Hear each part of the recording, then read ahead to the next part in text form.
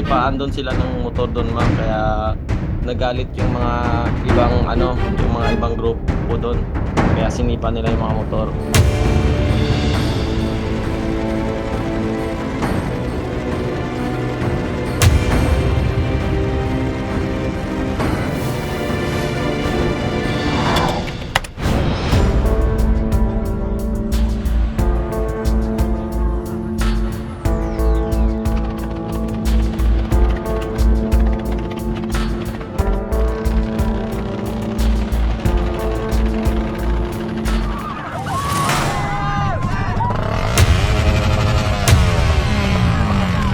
Hindi talaga kaya i-handle ng mga organizer yung mga pangyayari sa isang motor show, ma'am. Kaya nagkapikunan yung dalawang grupo, ma'am.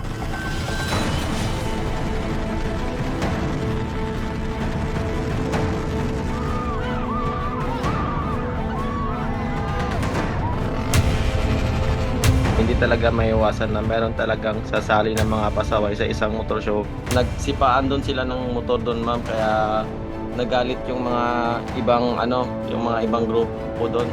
Kaya sinipa nila yung mga motor.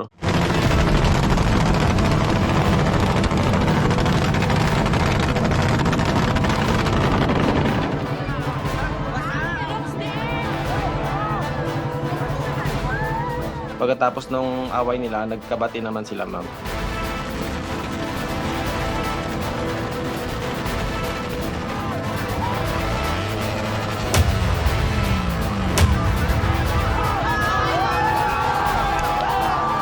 Meron naman nananalo, ma'am, yung yung sa kabilang grupo yung naka-red na motor.